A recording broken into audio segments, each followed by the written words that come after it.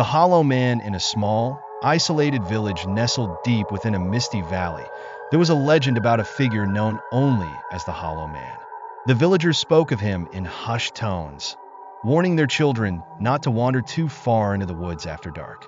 They said the Hollow Man was once a traveler who had lost his way, cursed to wander the earth with a body as empty as his soul. No one had seen the Hollow Man in decades, and most believed the legend to be nothing more than a tale to keep the curious in line. But one cold autumn evening, the legend came alive.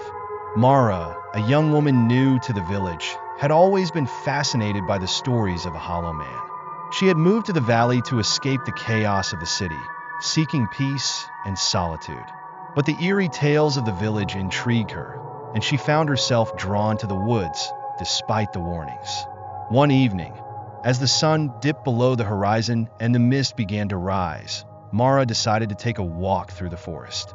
The air was crisp and the trees stood like silent sentinels, their branches reaching out like skeletal fingers. She followed a narrow path, her footsteps crunching on the fallen leaves. As she walked deeper into the woods, the mist thickened and the sounds of the village faded away. The forest grew unnaturally quiet, as if holding its breath. Mara felt a chill run down her spine, but she pressed on, her curiosity outweighing her fear. Suddenly, she heard a faint sound, a low, mournful wail that seemed to come from all around her. She stopped, her heart pounding. "Hello," she called out, her voice trembling. The wail grew louder, and the mist swirled around her, forming shapes that seemed almost human. Mara turned to run, but the path behind her had vanished, swallowed by the fog.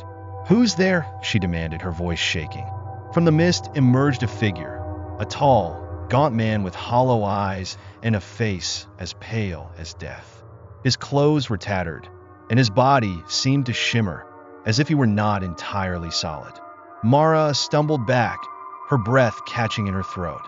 "You shouldn't have come here," the Hollow Man said, his voice a hollow echo. Mara's legs gave out, and she fell to the ground, unable to look away from the spectral figure. "What do you want?" she whispered. The Hollow Man tilted his head, his empty eyes boring into hers.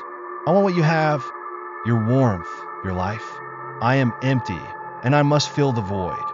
Mara scrambled to her feet, her instincts screaming at her to run. But the Hollow Man was faster. He reached out, his icy fingers brushing her arm, and she felt a searing pain as if her very soul were being torn from her body. She screamed, but no sound came out. The world around her faded, replaced by a cold, endless darkness. The next morning, the villagers found Mara's body at the edge of the woods. Her face was frozen in a mask of terror, and her eyes were hollow, as if something had been drained from her. The legend of the Hollow Man spread once more, and the villagers grew even more fearful of the woods. But the Hollow Man was not satisfied. He lingered in the shadows, waiting for the next curious soul to wander too far. And so, the legend lived on, a grim reminder that some mysteries are better left unsolved.